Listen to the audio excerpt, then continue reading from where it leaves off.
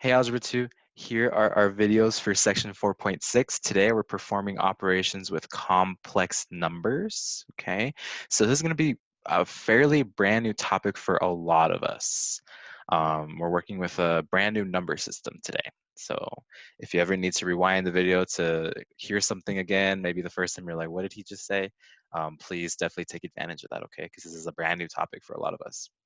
So the first thing I want us to do is think about this quadratic equation, x squared equals -1. Now in 4.5, we did a lot of this solving quadratic equations using square roots. And this is a type of quadratic equation where we would want to do that. We'd want to solve using a square root. So let's ask ourselves, does this have a solution? Well, let's go ahead and try finding a solution. Based off what we learned in 4.5, what we would do, we talked about getting the squared thing by itself. X squared is already by itself on the left-hand side. So then now we can go ahead and square root both sides. Don't forget your plus minus in front. So we get x, because the square root undoes the square, is equal to positive negative square root of -1, okay? Now we briefly talked about this in 4.5 because we came across one that this happened to us. We got the square root of a negative value. Now, probably in the past you've heard, oh no, you can't take square roots of negatives. That's illegal. That's bad math. But did you ever think about why? Like, why is it that we can't take square roots of negatives? We talked about it briefly in 4.5, but if you recall, remember when you take the square root of something, you're pretty much asking yourself, what times itself gives me what's inside my radical? Well, in here we have a -1. So what times itself is going to give me -1. Now the key is the fact that I said times itself. So whatever I put in these blanks have to be the same thing. Well, that's the issue. There's nothing that you can multiply on itself, at least with the numbers that we know to this day, um, or in our current mathematical knowledge. There are no two numbers that work because no one number that works for itself. Because if I try +1, that's going to be +1. If I tried -1, then that's still going to be +1. -1 times -1 is +1. If I made one of these positive, I would get -1, but then that breaks the rule of asking what times itself, right? So that is the reason why this is a no-no. It's a no-no with our current number system, okay? And the numbers that we currently work with are called the real numbers. So there is no real number. Ooh, I cannot write correctly. I'm sorry, that's a mumber. There is no real number solution, no real number answer to this question. But there is what we're going to call there is an imaginary solution.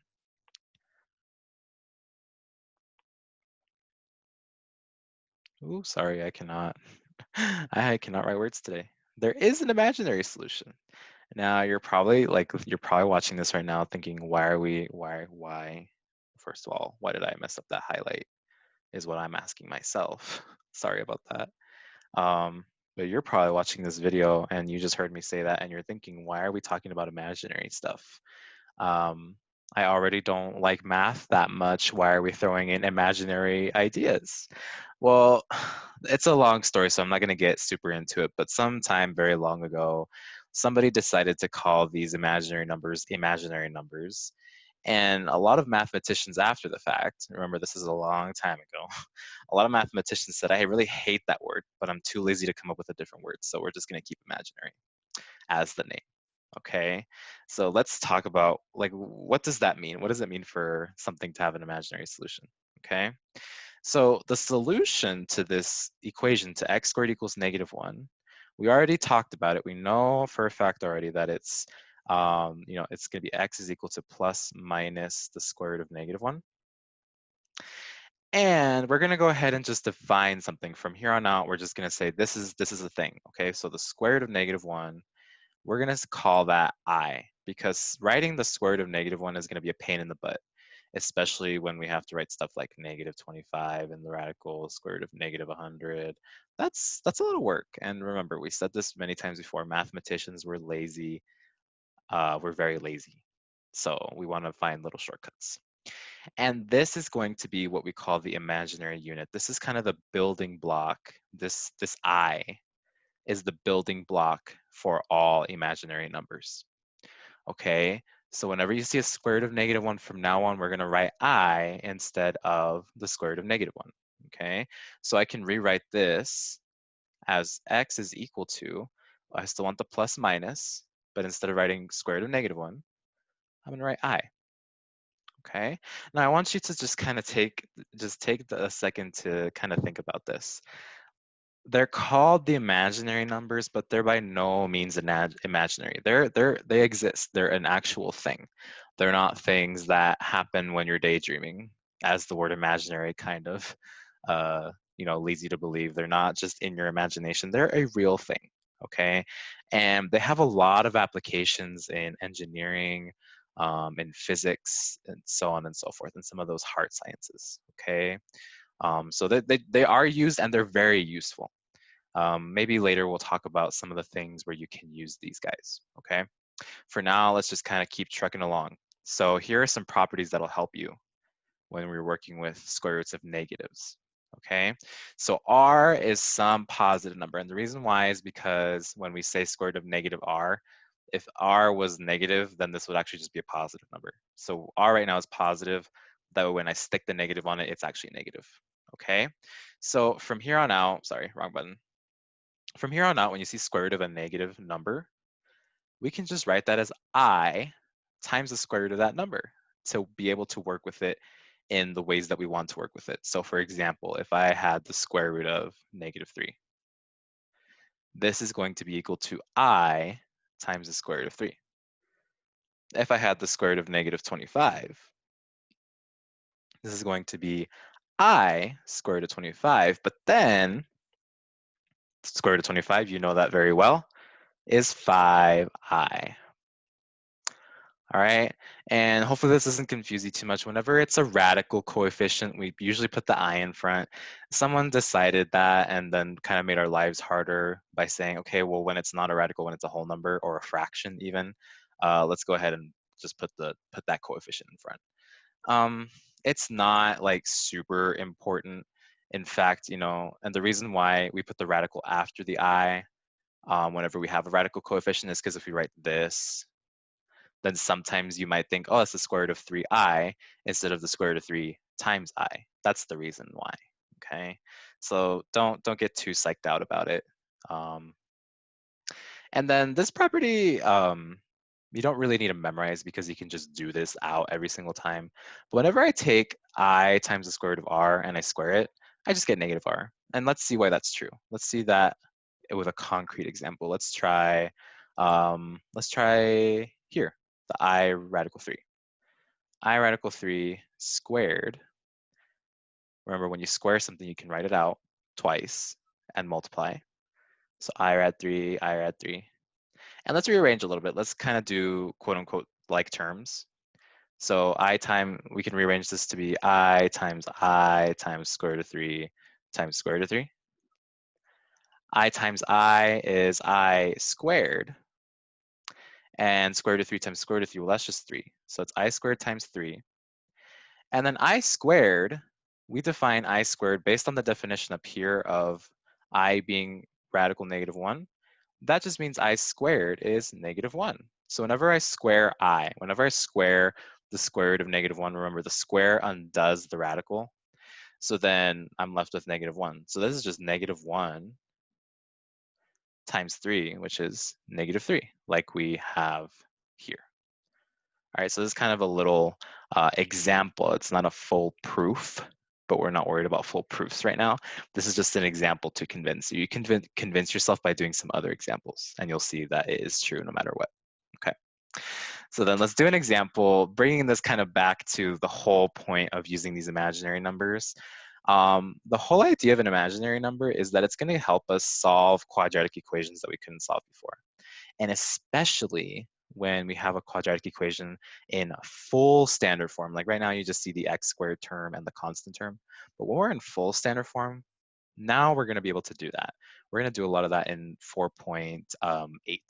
Okay, so in 4.8, we're going to be using complex numbers again. Okay, so how do we solve this when we get the squared thing by itself, x squared? So let's subtract 16 over. We get x squared is equal to negative 16. Originally we couldn't solve this, but now we can. Square root both sides. These two undo each other, plus minus in front of the imposed radical, the one we placed on the value. So x is equal to plus minus square root of negative 16. And we use our property from above. I can take that and rewrite this as positive negative I square root of 16.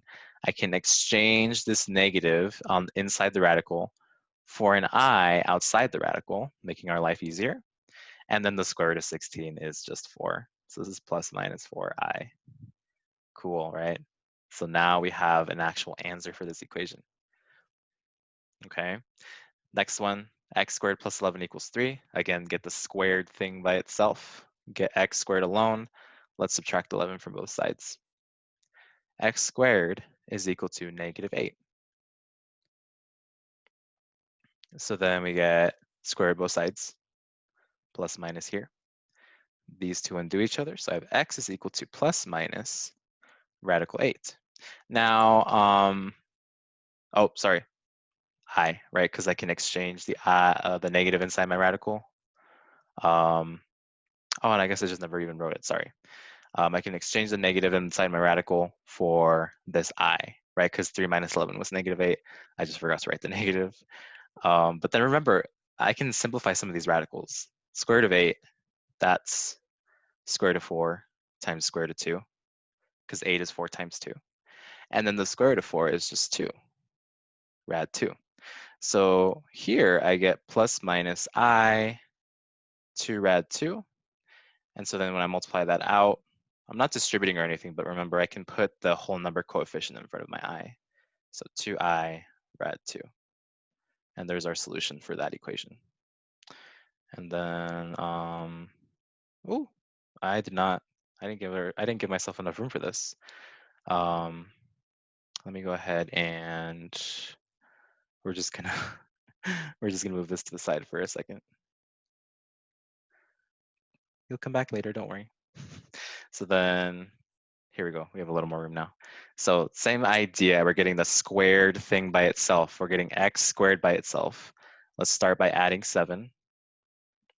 We get 3x squared is equal to negative 31 plus 7. That's going to be negative 24. Then I can't square root just yet. I got to get x squared by itself. So let's divide by 3 first. So then I get x squared is equal to negative 8. And now we can keep working this out, but it's similar to this one over here. So we know the answer. We know the answer is plus minus 2i square root of 2. Awesome. Okay, so complex numbers just open up a bunch of doors for us. It's in a different number system than the real numbers. But for now, all we have to worry about is that we can solve quadratics. We can solve a bigger range of quadratic equations. And it's going to help us a lot in, like I said, section 4.8, when we get to some quadratics where we want to see if they have x-intercepts. Remember, when we find x-intercepts, we take that equation, set it equal to 0. We want to check if it has x-intercepts, and we can't always know by just looking at the function. Okay, so we'll see this a lot in 4.8 as well. Meet me in the next part so we can learn about how to add and subtract these new types of numbers.